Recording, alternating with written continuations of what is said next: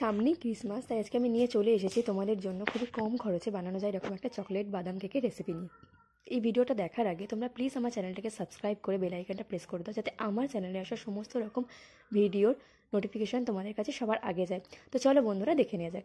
এই কেকটা বানানোর জন্য আমি এখানে 2 প্যাকেট ডাবল ট্রিটের চকলেট বিস্কুট ইউজ করছি। তো তোমরা তোমাদের মন পছন্দ মতো যে কোনো চকলেট বিস্কুট ইউজ করতে পারো।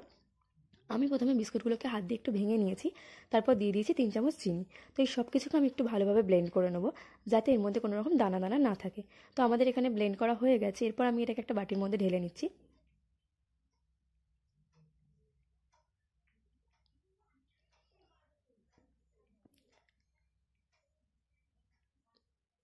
তো দেখতেই পাচ্ছ মিশ্রণটা কত মিহি হয়েছে। এরপর আমি এতে অল্প অল্প করে দুধ মিশিয়ে ব্যাটারটা তৈরি করে নেবো। ব্যাটারটা এমনভাবেই তৈরি করতে হবে যাতে এর মধ্যে কোনো রকম দেলা না থাকে।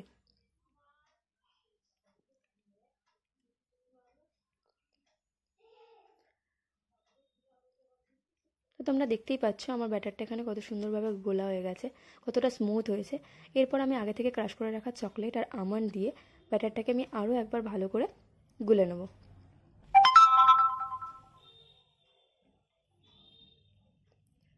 আমাদের ব্যাটারটা এখানে রেডি হয়ে গেছে।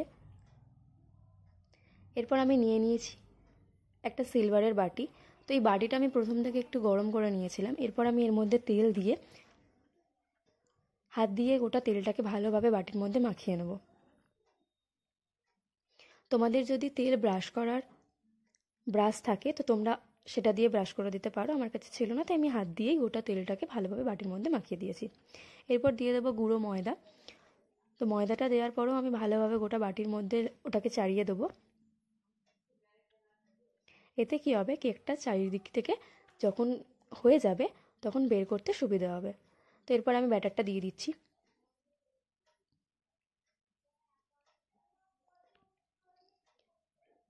এরপর ব্যাটারটাকে আমি একটু নাড়িয়ে নেবো, যাতে এর মধ্যে কোনো রকম বাবলস থাকলে সেটা চলে যায়। তো এরপর ওপর থেকে ক্রাশ করে রাখা চকলেট আর আমন্ড দিয়ে আমি একটু ডেকোরেশন করে দিচ্ছি। আর হ্যাঁ, আমি আগে থেকেই বাটিটাকে গরম করতে বসিয়ে দিয়েছিলাম কড়াইয়ের মধ্যে। তো এরপর আমি এই বাটিটাকে কড়াইয়ের মধ্যে বসিয়ে চাপা দিয়ে দেবো।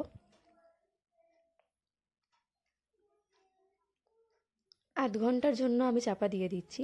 আধ ঘন্টা পরে কেকটাকে চেক করতে হবে। তো এখন আধ ঘন্টা হয়ে গেছে, দেখো। আমি এরপর ছুরি দিয়ে কেকটাকে চেক করছি। তো এখানেই আমাদের কেকটা হয়ে গেছে। আর দেখতেই পাচ্ছ কত সুন্দর হয়েছে। তো তোমরাও একবার বাড়িতে বানিয়ে ট্রাই করতে পারো। আর তোমাদের এই কেকের রেসিপিটা কেমন লাগলো কমেন্টে অবশ্যই জানিও।